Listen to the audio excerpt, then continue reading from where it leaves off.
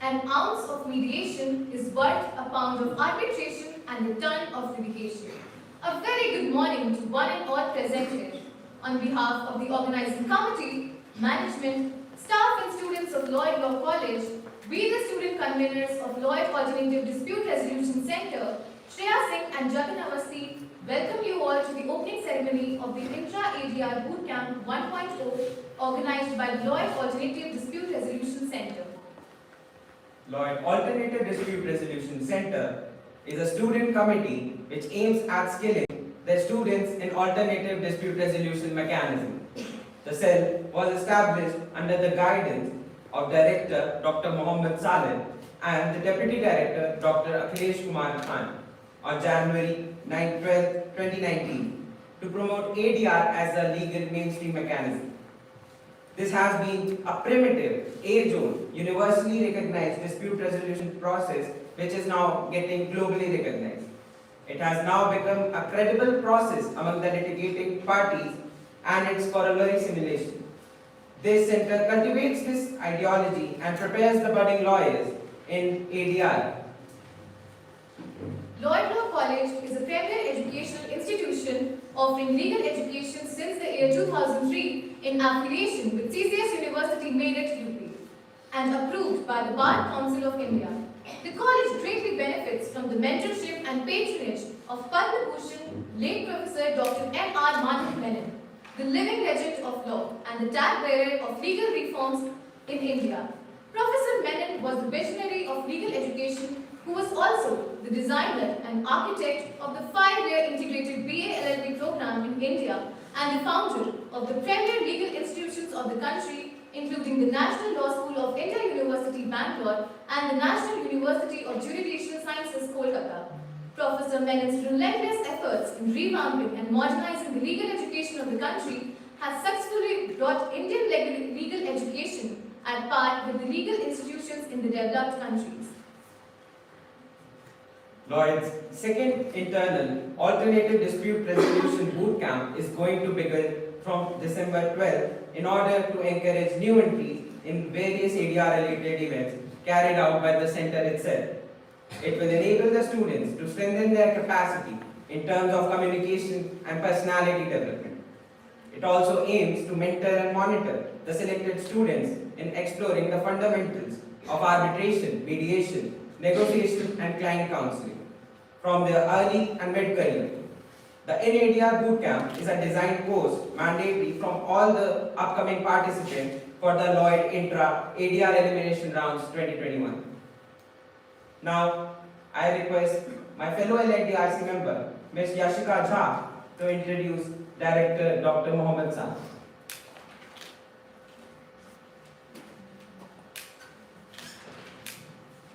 Good morning everyone and thank you for joining us. I, Yashika Jha, now take the honor to introduce Dr. Mohammed Saleh, Director, Lloyd Law College. Dr. Mohammed Saleh is learning and teaching law since 2003. Sir is the Director of Lloyd Law College since 2016. During this tenure, he has successfully experimented with clinical legal education as a core part of skilling in legal education process. These experiments are now growing into edutech and professional startups. He completed BCom and LLB from Aligarh Muslim University, Aligarh, and LLM from Jamia Millia Islamia, New Delhi. He got PhD awarded from Jamia Millia Islamia on the topic Sanctions and the issue of induced compliance in WTO dispute settlement system. He is the founder faculty of Lloyd Law College in 2003 and Symbiosis Law School Noida 2010. He is in the advisory and academic bodies of various universities in India. Sir is the Director of Lloyd Law College and it is under his guidance that college has been achieving newer heights every year. Thank you everyone. Good morning and welcome everyone to our much awaited and very important perspective of legal education and progression of our students community in our law school, in all the law schools that we have in our country, and consisting of all the student community which is there and aspiring to be future lawyers. It is not important that we are teaching only 2,300 or 2,000 odd students in our law school. We are teachers, we are sensitive, and we have a focus towards all the student community all across the country.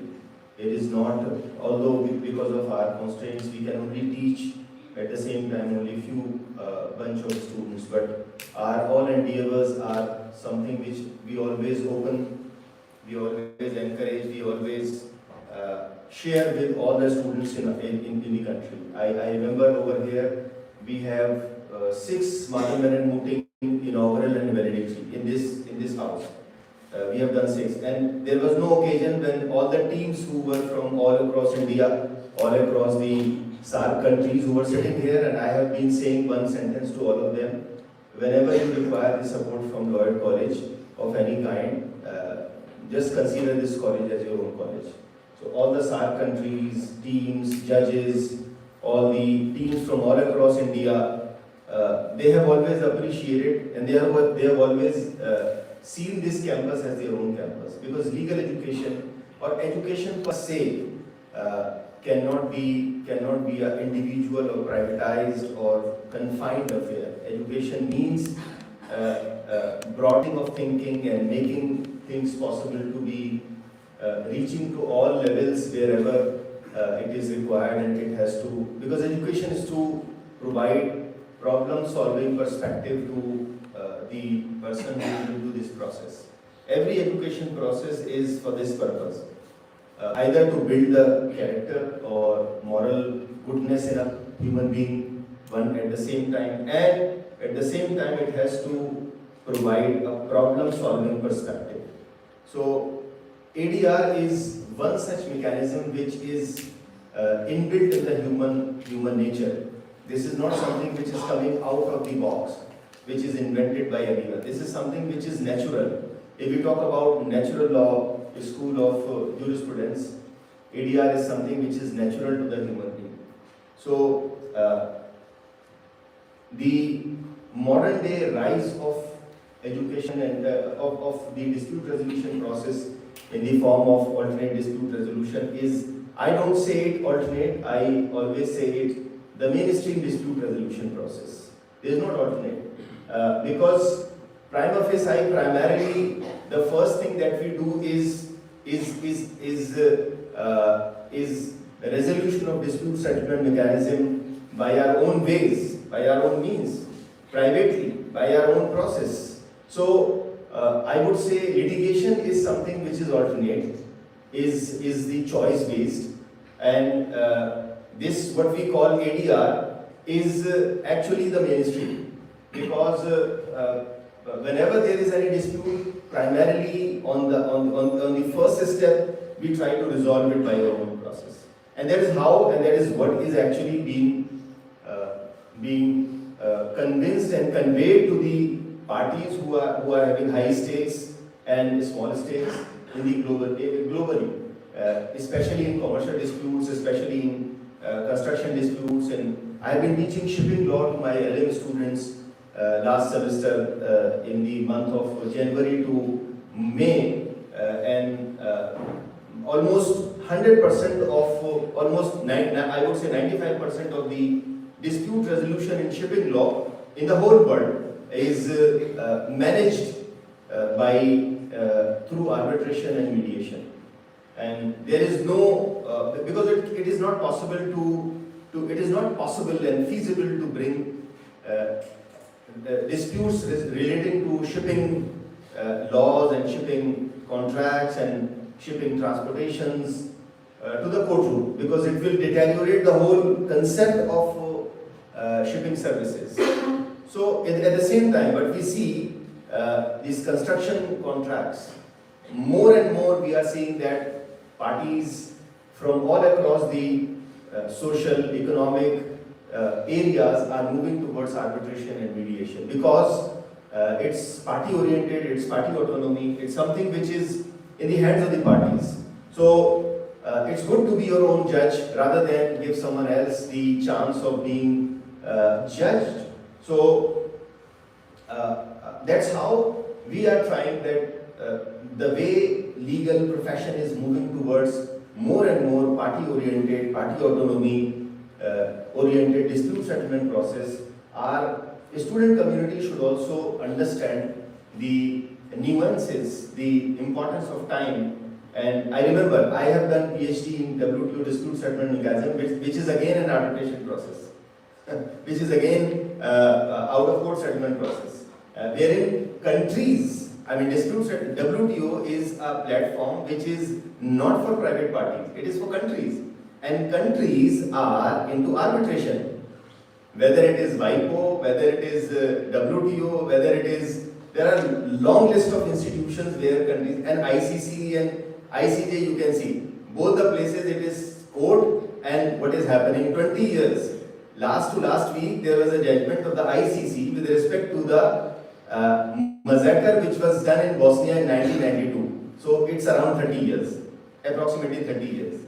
Again at international level, all the educated people, all the sensitive states, governments, even then it is 30 years.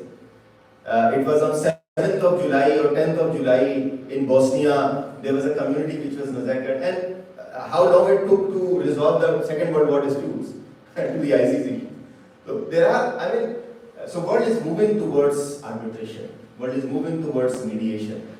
And so it is important that student fraternity, legal fraternity of students who are in law school should also understand the importance of arbitration and mediation. And it is not that we have to understand it while we go in the practice.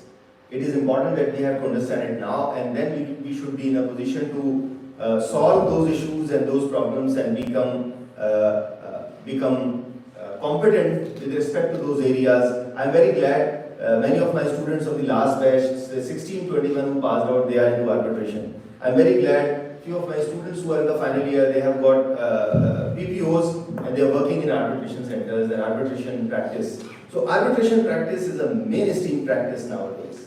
And in the time to come, it is going to grow leaps and bounds because it provides efficiency, because it provides sustainability, because it provides satisfaction to the parties, to the best levels. So that's important, and I'm very glad that my students who are running the LADRC and who are part of LADRC, they are all here. I'm glad that students who are looking to make their careers and aspirations and understanding and work in the arbitration and mediation, and they are joining the boot camp. I'm very glad that students who are in the 8th semester who are going to start their arbitration course in the coming semester, they are present over here, and I'm extremely glad and welcome our guest of the day, Mr. Shankar, who has been a seasoned arbitrator and mediator and someone who has created a name in this area. And I'm very glad that the friendship of last 10 years has culminated into that we are able to provide support to the legal fraternity of the future. That's how the meeting of friends, that's how the educated society, a civilized society works, that whenever we have a chance and opportunity, we have to pass on the knowledge, we have to pass on the sensitivity towards the society, we have to pass on the importance of building a better society to the new generation of people. And that's how these forums are created. I'm very glad and welcome my friend and colleague, and lot of ways we see him as the name, when the name Mr. Shankar comes, arbitration and mediation comes to the minds, obviously to all the minds in our country. And we are very glad to have him today with us, and it's kind of a dream come true that I am able to bring him to all of you, and just to say one thing, that you all can aspire to be like him. Thank you so much.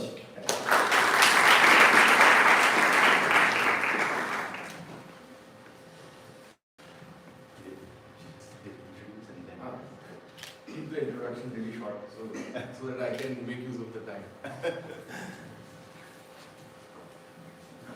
Thank you, sir. Your words have always been a guiding light for all of us. Now, I would like to take the opportunity and introduce Ms. Shreya to kindly introduce the coordinator, Mr. Saurabh Karmakar.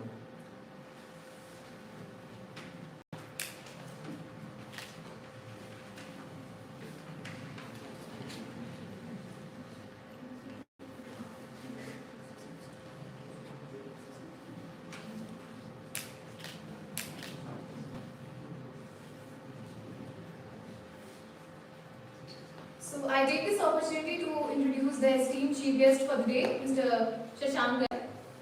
Sir is an arbitrator and seasoned dispute resolution practitioner, skilled in international commercial arbitration, sports arbitration, construction arbitration, mediation and litigation, having represented clients in ad hoc and institutional arbitration under leading institutional rules. He is an advocate with over 13 years of practice before the Supreme Court of India, the High Court of Delhi and other judicial and quasi-judicial forums. He is the Joint Secretary for the Society for Construction Law, India and co-chairs their Young Leaders Group. He is the member of the ICC Commission on Arbitration and ADR and member Arbitration Committee, Delhi International Arbitration Centre.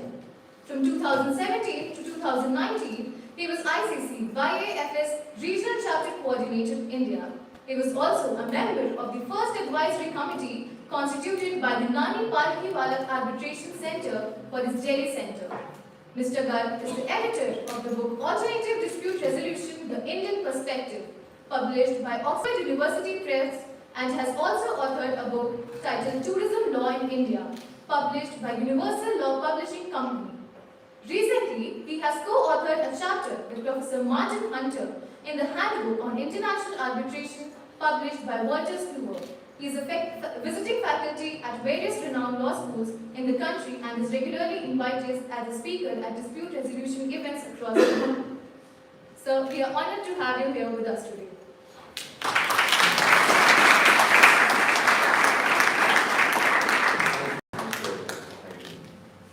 First of all, I must convey my sincere thanks to Professor Salim for inviting me. And he's right, we've been planning this for last few years, almost 4 or 5 years. There has been a discussion, but unfortunately due to the pandemic last 2 years, I couldn't make a plan. But I promise you, this will not be my last visit. This is just the first visit. I today have certain time constraints, so we keep it really short, the conversation. I intend to confine not to the topic but to the practice of arbitration, because I think in 40-45 minutes that I have with you today, my idea is to pique your interest in the subject. Because in 45 minutes, in an hour or even 2 hours, none of these topics can really be covered elaborately. So the idea is I must orient you, leave you interested in the subject. And I understand all of you are already interested, that's why you're here. I think some of you are final year students, some of you are 4th year students, and the rest of you are already part of the lawyer arbitration and ADR center. So half battle is won once you have shown interest in attending a lecture like this today or being part of the LADRC, because you have the first movers advantage. You know, a lot of people during internships start getting fascinated, and I'm sorry I'm not starting with the topic right away. I want to orient you and understand you a little better before we move on to the subject of the day. In my experience, what I see, a lot of students during their internship get fascinated by the kind of internship that they do. Sometimes if it is a very nice internship in an arbitration office, they just think that arbitration is what they want to do. If it is an intellectual property right office and you enjoy your time as an intern, you feel that, okay, IPR is my calling. And I always suggest, and I will again say that internships should only be used to eliminate and not to select what you want to do. So when you are interning, it gives you a perspective of this is something that I am not enjoying. Because if you confine yourself after 2-3 internships that this is the area of law that I am very, very interested in and this is what I want to do, then you're closing your doors or at least your mind towards many other aspects of law, which once you read, you may actually be better at it. So have an open mind, and in terms of getting interested in arbitration is concerned, it's a new trend now. Everybody seems to be interested in arbitration, especially people who want to get into disputes practice. It's not a bad thing, but you must know what you are getting into. You must evaluate all your options. You must read up sufficiently. You must do internships, moot courts, read articles, try and publish articles in the subject if you want to enter the field of dispute resolution or alternative dispute resolution, as Professor Salim pointed out. And he was very right when he said that as far as commercial disputes are concerned, arbitration and mediation is not really an alternative. It is, in fact, the first choice. Litigation in commercial disputes has now become the third choice or a fourth choice. Okay, coming back to what do we have today? We have a topic called practice of institutional arbitration in India. Ad hoc and institutional arbitration. Okay, so the presentation I have not seen, my team has made. I will see what they have covered, and I'll also try and answer some of your questions so that once this short session is over, you at least have an idea of what institutional arbitration means and what is it designed for, and how is it different from ad hoc arbitration. So, because of the limitation of time, let's keep the questions right for the end. But in case somebody has something really pressing, and if I'm not clear about something like this pressing, please feel free to raise your hand and I'll try and address it there and then. Have you all read Arbitration and Conciliation Act? No? Is it part of your curriculum? Yes, sir. What, It's in the next semester. next semester? Okay. So all of you would be reading Arbitration and Conciliation Act in the next semester, or some of you might have read it if you have learned and if you have done notes. The design of the Act is to aid and give a procedure for conducting arbitration hearings and everything before and after that. What do I mean by this? The Arbitration Act provides for everything right from the scratch, that is, notice invoking arbitration, what are the steps to be involved when you are invoking arbitration, how the arbitrators are to be appointed, how conflict check of an arbitrator is to be done, when you challenge an arbitrator, how can you ask for an interim relief from an arbitrator, how the proceedings are to be conducted. Then the award comes. What should be the contents and form of an award? That's also given under the Arbitration Act. And what if the award is against you? What can you do thereafter? Challenge procedure is also given in the Arbitration Act. Execution procedure is also given in the Arbitration Act. And this is when we are talking about the domestic arbitration.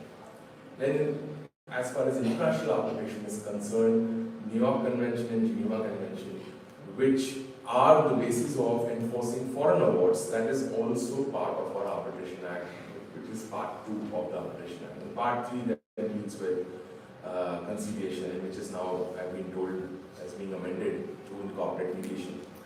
So, Arbitration and Conciliation Act is your Bible for an ad hoc arbitration in India.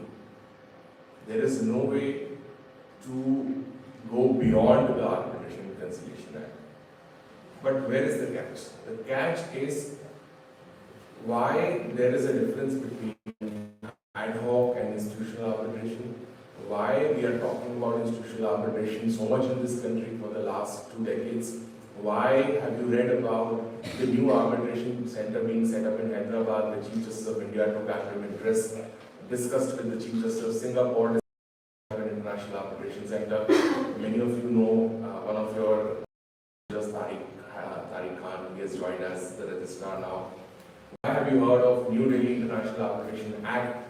All of this buzz about institutional arbitration for the last couple of decades. Why is it so relevant and why it is happening in this country when ad hoc arbitration is going very well? What are the challenges? What are the issues? So let's examine that first. This presentation, I'm going to leave it with you to look at your own pace a little later. So I'm going to go in my own way. See, the first and foremost problem that this country in ad hoc arbitration was facing was with respect to appointment of arbitrators. Many of you may know, for those who have just joined the center, arbitrator is a private judge. He's paid by the parties to conduct a private adjudication process, right? And what is the qualification of an arbitrator? As per the Act or even as per world standards, there is actually no qualification required other than that you have to be of sound mind and you have to be a major. There's absolutely no other qualification. You could be anybody from any walk of life with any sort of technical, non-technical education, even without education, doesn't matter. Till the time parties think that you are the right person to decide and adjudicate their dispute, you can be appointed as an arbitrator. This brings me, again, I'm digressing from the main topic because a lot of times I hear these questions in webinars and in other lectures. How do we become an arbitrator? A lot of young lawyers and students start asking this question, how do we become an arbitrator? The answer to that is, please do not think about becoming an arbitrator. It is not something that you can do right after you finish your law school. It is not something that you should aspire to do. It will happen in due course, but what you should try and become is an arbitration practitioner. Once you are an arbitration practitioner or an ADR practitioner, it involves everything. It involves the role of an arbitrator as well. And it would be almost a decade in the profession or a little more before, not before that, because parties must have some sort of confidence in your legal skill, in your understanding, because you will have a lot of power as an arbitrator once you sit there. Once you read the Arbitration Conciliation Act, you'll understand that choice of arbitrator becomes a critical issue because the scope of challenge of an award is very narrow. So the appreciation of evidence and appreciation of facts is in the domain of the arbitrator. And there is no reappreciation that is possible at the High Court level or at during the challenge proceedings. So whatever evidence and facts have been decided by the arbitrator, that would be the final word. And that brings us to the first issue, which is the choice of arbitrator, and which is why there has been a debate that appointment of arbitrator is a constant issue when we talk about ad hoc arbitration. And that issue gets resolved when you look at institutional arbitration. I'll tell you how. First of all, before we move on to that, one of the greatest issues of appointment of arbitrator that the country was facing was a unilateral appointment. So imagine that there is only one arbitrator to be appointed, and that too is being appointed by one of the parties. So what is likely to happen?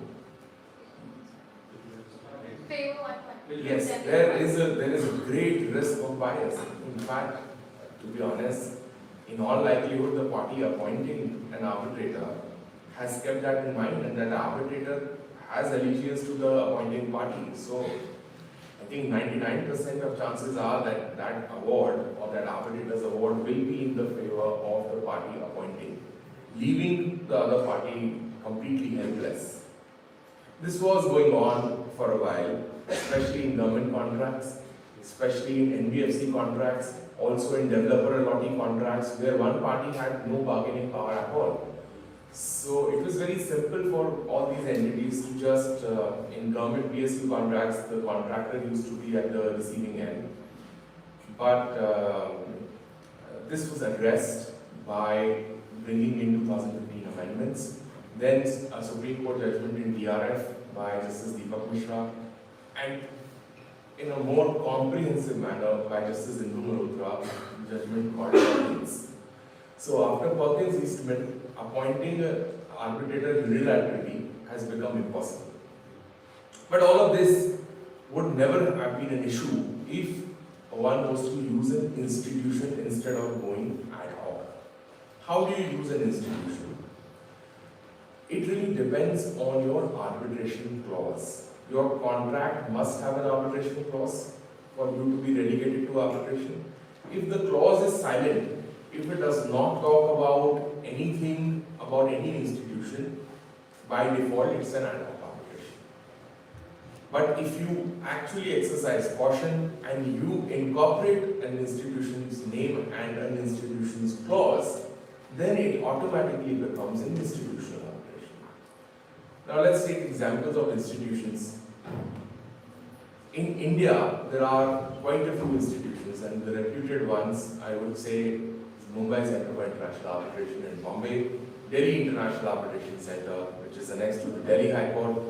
Now Hyderabad has Hyderabad International Arbitration Center. There is Nani Palkiwala Arbitration Center in Chennai.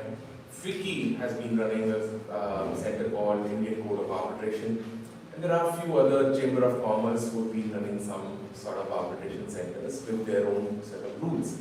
These are just some examples of arbitration centers which are operating in India and are headquartered in India. Now then, there are other arbitration institutes such as ICC, and this is different from the ICC Professor Salim was talking about. So he was talking about International Criminal Court, and when we talk about arbitration, we are talking about ICC, which is International Chamber of Commerce, right? So be sure, because ICC can be International Cricket Council also, so you should know which ICC we are talking about. Do not get confused between these three. All three are very important in different ways. So ICC, that is International Chamber of Commerce, has an arbitration institute called International Court of Arbitration, one of the oldest arbitration institutes across the world. It was set up right after World War I and then has been continuing since thereafter. Then Singapore, SIAC. SIAC everybody would have heard of. HKIC, Hong Kong International Arbitration Center, LCIA. You name the country and they have a very, very renowned arbitration center. Dubai has one, Nigeria has one now, US has several now. So there are many, many robust arbitration institutes across the world, and from India's perspective, other than the domestic arbitration institutions, we have ICC and SIAC very actively playing a role in India, and you see these are institutes who have an India presence. They're not headquartered out of India. SIAC is out of Singapore and ICC is out of Paris, but they have been doing a lot of work in India. Their focus, and I say this with some sense of responsibility, is ICC and SIAC's focus is on international commercial disputes. Having said so, that does not mean that you cannot incorporate an ICC or a SIAC arbitration clause when you're doing the domestic arbitration. You still can. But the way it is designed and the way they have been marketing themselves, they are focusing on disputes where there is one Indian party and the other party is an international party. It could be seated anywhere. It could be seated in India and abroad as well. And I'm not going to discuss the concept of seat because that will take another lecture. So, as soon as you put an institution name in your arbitration clause, it becomes an institutional arbitration and selection of arbitrator becomes much easier. For example, if you have, let's take example of ICC. If you have an ICC clause and the appointment of arbitrator is to be done, as far as the sole arbitrator is concerned, that will be done by ICC itself. They have a huge panel of very, very talented, accomplished arbitrators across the world, depending on the subject matter and the quantum involved. They will make that selection for you and they will appoint an arbitrator. That arbitrator, of course, because neither of the party had any role in its appointment, will be absolutely neutral, will conduct the arbitration proceedings in a more disciplined and more efficient manner, and has that sort of an accountability towards that institution who has nominated him or her as an arbitrator, right? As against ad hoc arbitration, because just mark this statement and you will understand this little later once you read the Arbitration Act more. There are no consequences for arbitrators in an ad hoc arbitration.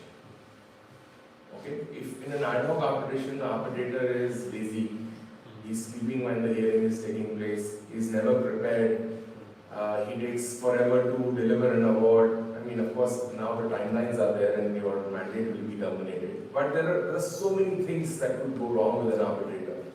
And there is nothing that you can do other than challenging him before him. So the challenge procedure in an ad hoc mechanism, and this is the second aspect that I must touch upon. The challenge procedure in an ad hoc mechanism is challenging the arbitrator before the arbitrator himself. So he himself will decide whether he should continue or he should not continue. This is another very, very critical aspect which distinguishes ad hoc from institutional arbitration. Because how does an institution deal with it? If it's an institutional arbitration and you have challenged the arbitrator, the challenge will be heard by the institution and not by the arbitrator. Institution will seek comments from the arbitrator on that complaint, will then, on a more objective manner, decide the challenge and either remove the arbitrator or tell you to proceed with the same arbitrator. It could go either way. So it's tied in with what I said before. If you have a challenge mechanism where there would be a neutral setup of an institution which is going to look at the arbitrator's conduct, the likelihood of that arbitrator conducting himself throughout the arbitration proceedings in a more disciplined manner or a more efficient manner and a more professional manner are much higher, as against a situation where the arbitrator knows that you can't do anything about it other than coming before him, right? And we all know arbitration is a confidential process. You cannot reveal too much to the world. There is no way that an arbitrator can be, after, even if you have a successful challenge before the arbitrator, an arbitrator is removed or the arbitrator award is set aside on the ground of bias later on. There is no way anybody would come to know of it, right? I was moderating a panel very recently on 27th November for Arbitration India Day being organized by ICC.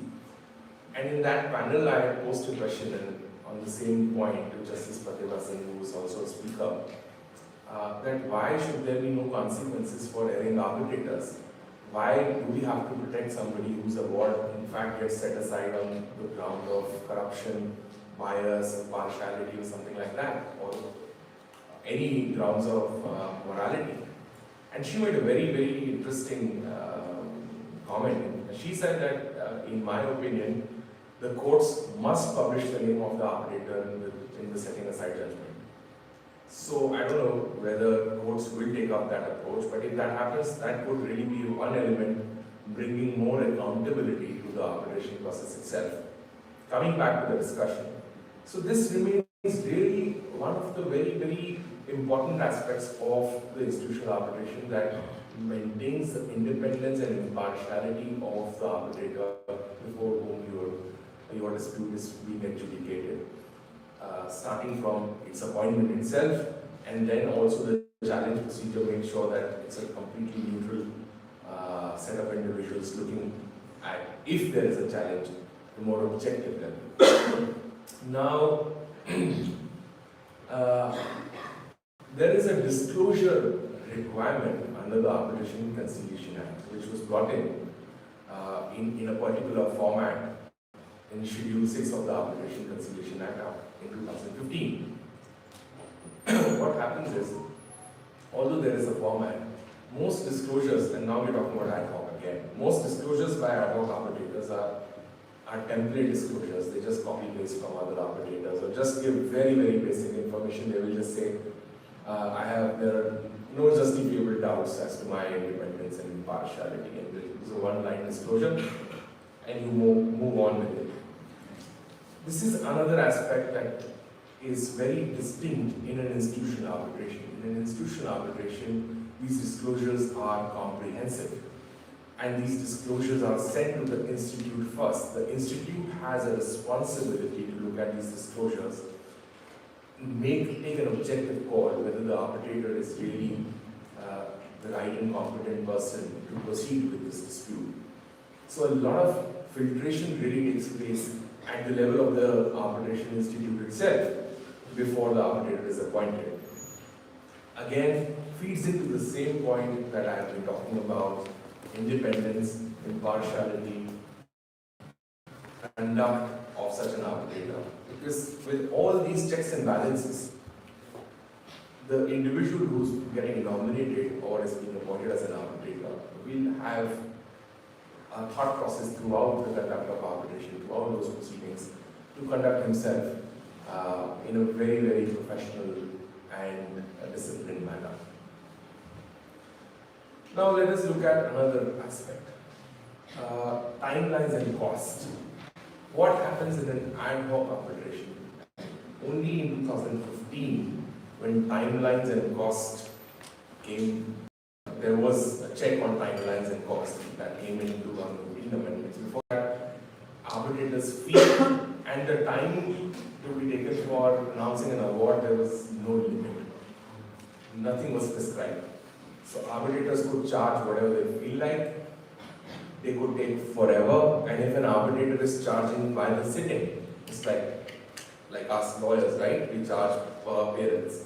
Similarly, arbitrators also can charge per sitting.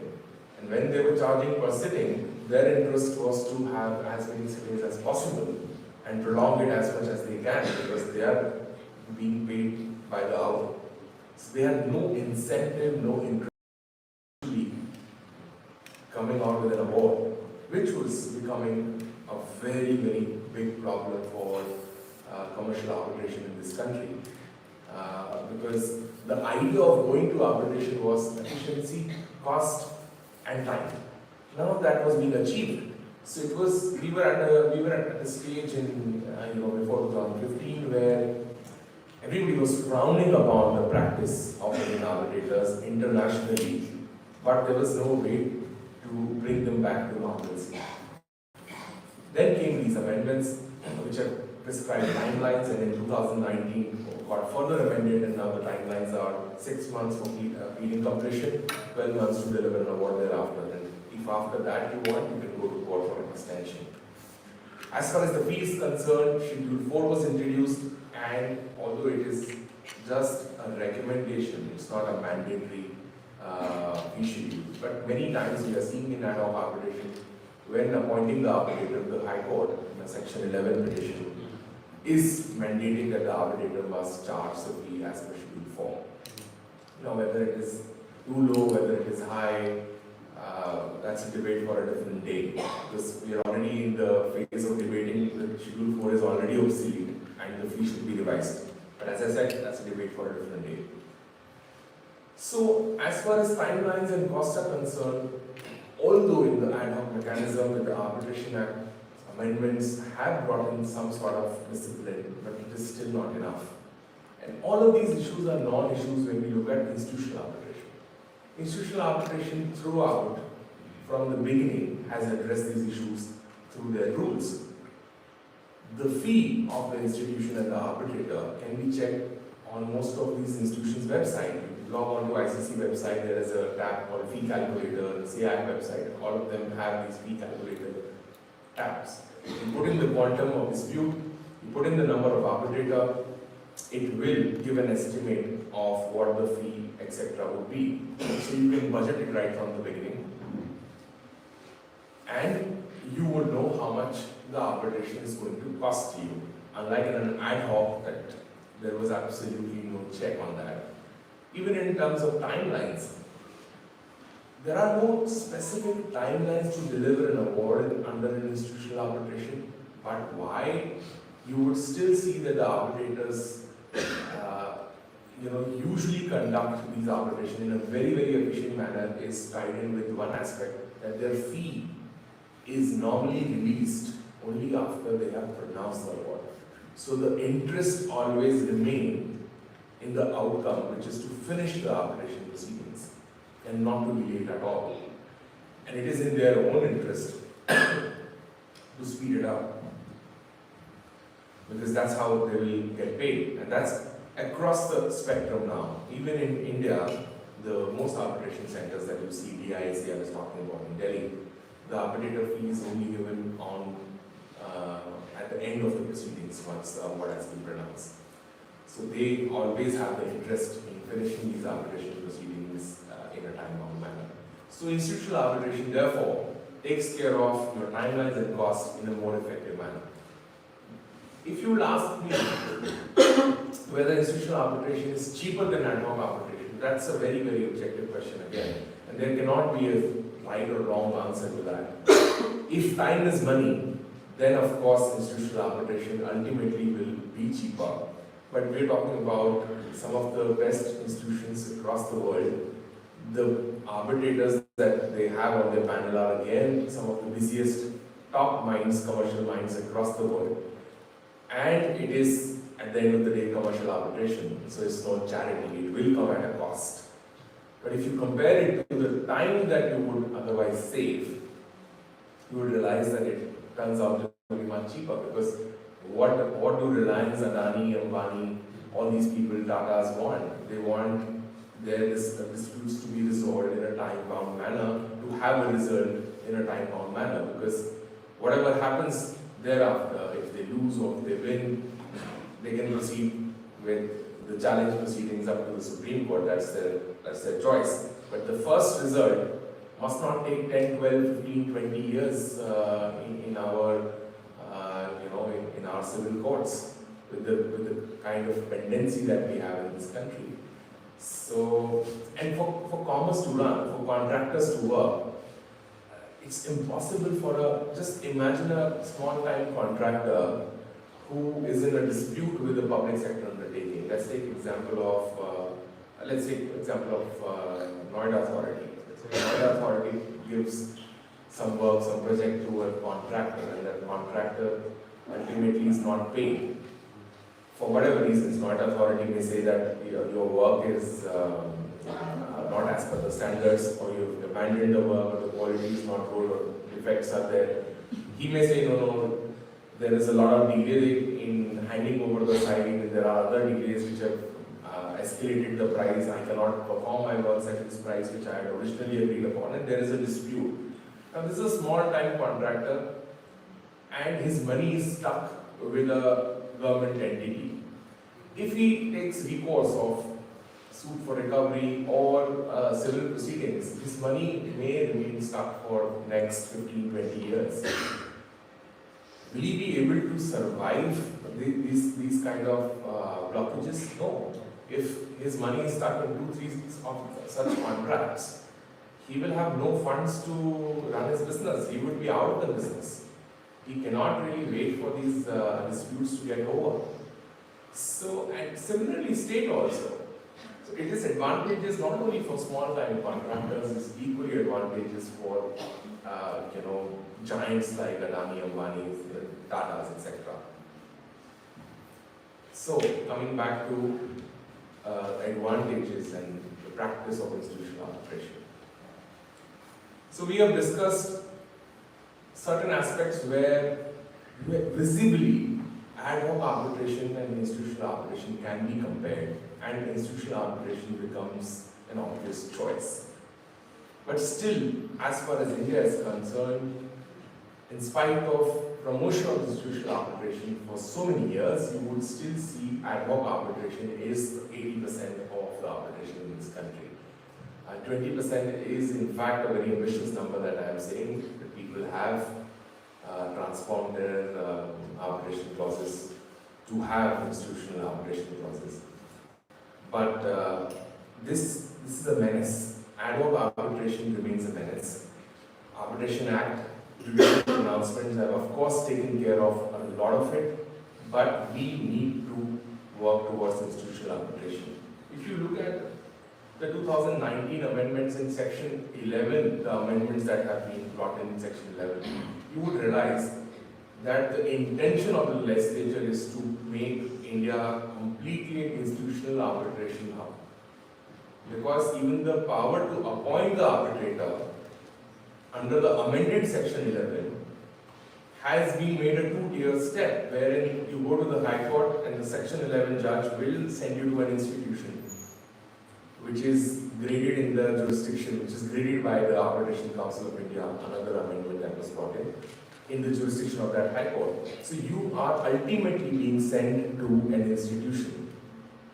But please understand, it may be a little complex for you to understand at this stage. Just because the High Court sends you to an institution for the appointment of arbitrator does not make your ad hoc arbitration into institutional arbitration. Why? Because, as Professor Salim mentioned, party autonomy tops it all. Parties have decided to stick to ad hoc arbitration. High Court, Supreme Court, no court can force the parties to conduct their arbitration proceedings under any institution rules. All they can do and all they are trying to do under the amendment is that they want now the appointment procedure to become a little more simpler, and I don't know if it is actually making it simpler. It's again a question that will be answered once these amendments are notified. But the idea is to bring in institution, parties should be made aware of these institutions. The idea is to promote and educate everybody about institutional arbitration by making it a two-tier process where the appointment is taking place or the nomination of arbitrator is taking place through a graded institution in that jurisdiction. But it does not really change your ad hoc arbitration into institutional arbitration. Now, what else is there? As far as the challenge mechanism is concerned, it remains the same whether it is an ad hoc award or an institutional award. Because an award will be challenged as per the law of the seat. Right? So if it is a domestic arbitration, it will obviously be in India, but even if it is an international arbitration and India is the seat, you will file a Section 34 petition to challenge that award. But there is a difference. The difference is that most credible institutions also have a clause, not a clause, in fact an exercise which they call scrutiny of awards. So what they do is, once the award is prepared by the arbitral tribunal, that award goes to the institution's scrutiny committee, and the scrutiny committee will then examine that award, will make sure that all arguments that were addressed have been adjudicated upon. It has no role in the outcome. It will not tell the arbitrators anything on merits of the case, but it will make sure that every argument has been adjudicated upon. There are no otherwise clerical arithmetic errors. There is no evidence that has actually been argued by the parties but not taken into account. All of those aspects are scrutinized by the scrutiny committee in many of these credible institutions, for example, ICC.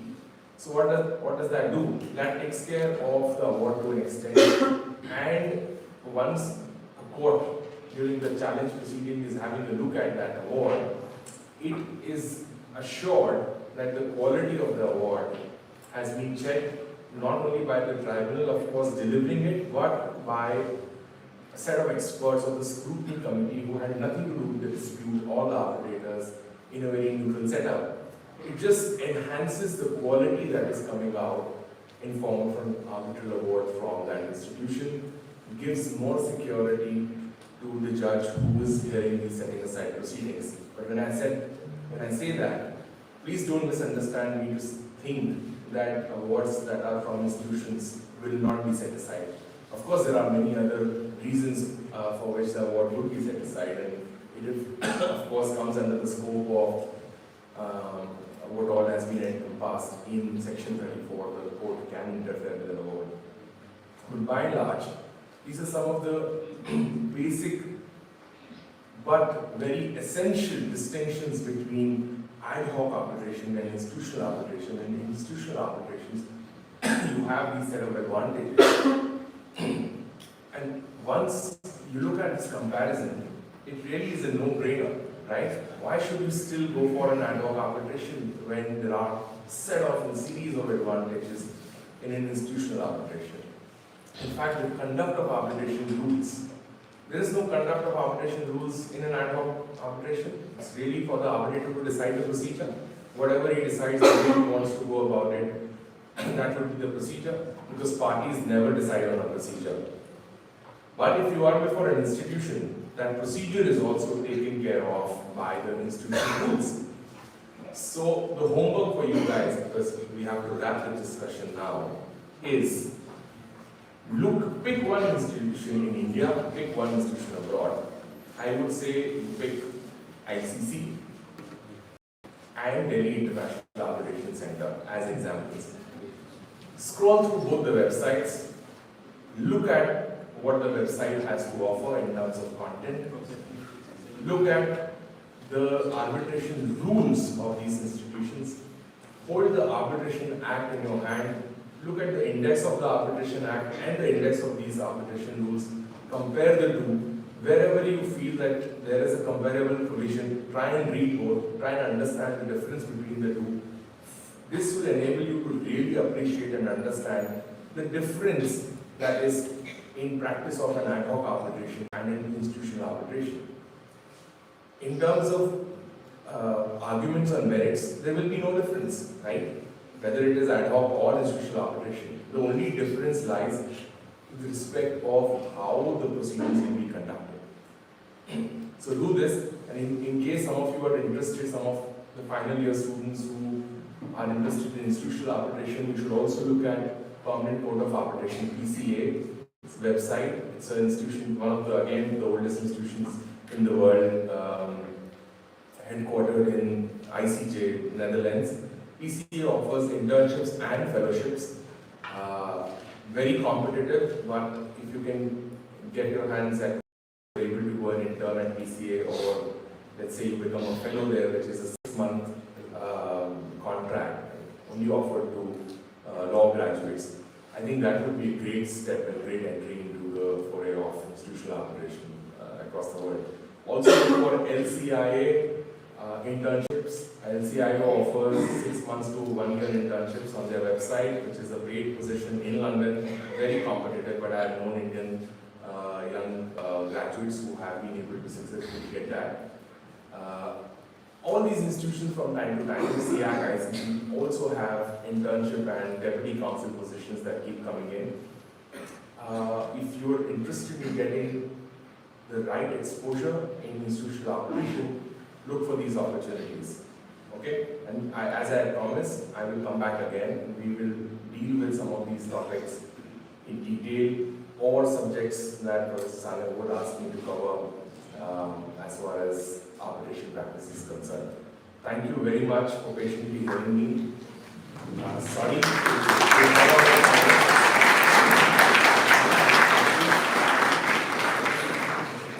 Unfortunately, I have called you all on a Sunday and I've been told that it's a regular feature, so you guys otherwise also are required to come on some Sundays.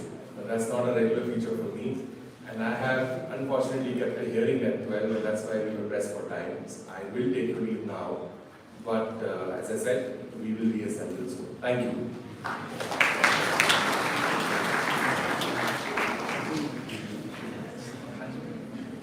Thank you so much, sir. I am sure this was a very insightful session for all of us. The insights from here will surely help all the participants today. Now, I would like to invite our director, sir, to give a small token of gratitude to our chief guest for the day.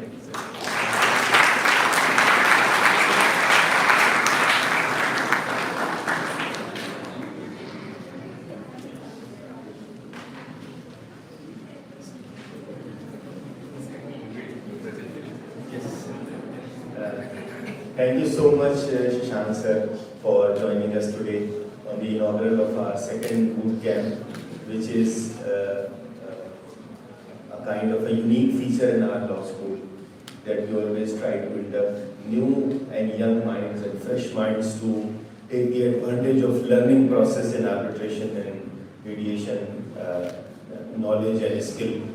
We are not only concerned with respect to the knowledge of arbitration, we are moving towards and moving not only ourselves, moving the whole legal fraternity towards skilling up in terms of arbitration. So we are launching various competitions inside our law school, and we are launching those competitions at international level. You all are aware, we have been doing international mediation competition since last 2 years. This is the third edition, which is going to launch tomorrow in the name of Mr. S.K. Mishra, who is an IAS officer and who is the father of, late father of Mr.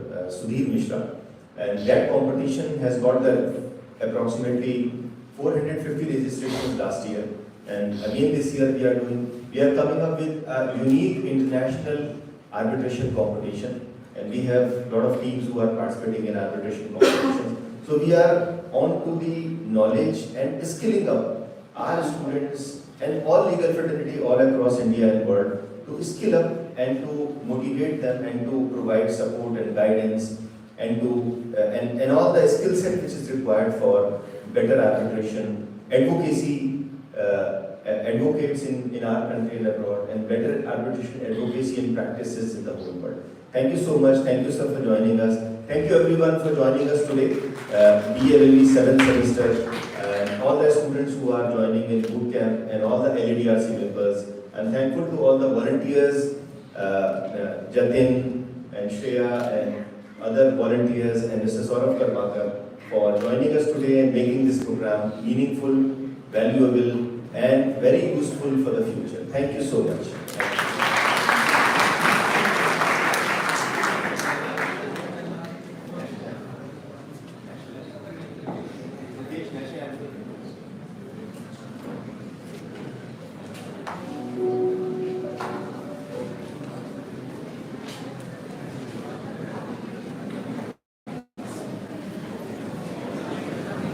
Everyone kindly rise for the national anthem.